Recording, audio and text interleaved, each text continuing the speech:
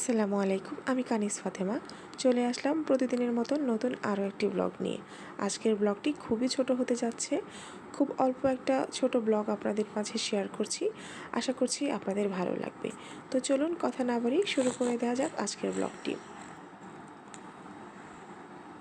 তো দেখতে পাচ্ছেন আমি এখানে যে জিনিসটা দেখাচ্ছি এটা কি চেনা যাচ্ছে?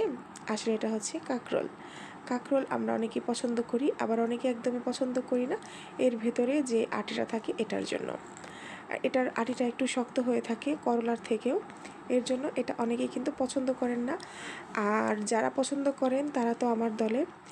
তবে আজকে আমি যেভাবে কাঁকরোলটা ভাজি করছি, এভাবে যদি আপনারা ভাজি করে থাকেন, ট্রাস্ট মি আপনারা অবশ্যই এই কাঁকরোলের ফ্যান হয়ে যাবেন।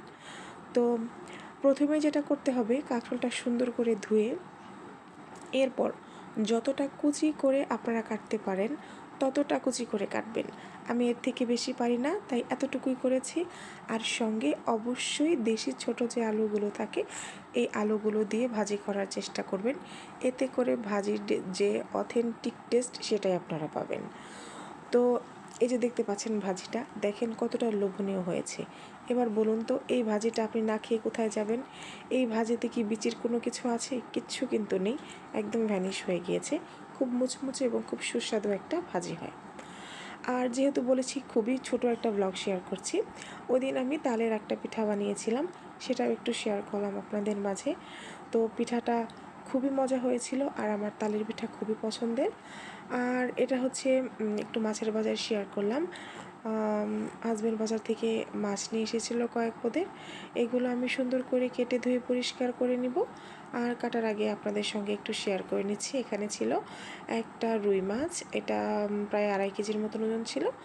আর ছোট সাইজের কিছু ইলিশ মাছ ছিল। আর ছিল হচ্ছে কিছু চিংড়ি মাছ। চিংড়ি মাছ তো আমার ভীষণ পছন্দের। আপনাদের কার কার চিংড়ি মাছ খেতে ভালো লাগে অবশ্যই আমাকে জানিয়ে যাবেন। আর এখন আমি মাছগুলো সুন্দর করে কেটে নিব। ও হ্যাঁ, সাথে একটা মুরগি ছিল বড় সাইজের, আর ছোট একটা মাছ ছিল, এটাকে বলা হয় পোয়া মাছ। কে কে পোয়া মাছ এর আগে খেয়েছেন সেটাও আমাকে জানাতে পারেন। তো যদি আমার ব্লগটি ভালো লাগে অবশ্যই লাইক, কমেন্ট এবং শেয়ার করে আপনার মতামত আমাকে জানাতে পারেন। তো ভালো থাকবেন সবাই। আসসালামু আলাইকুম, আল্লাহ হাফেজ।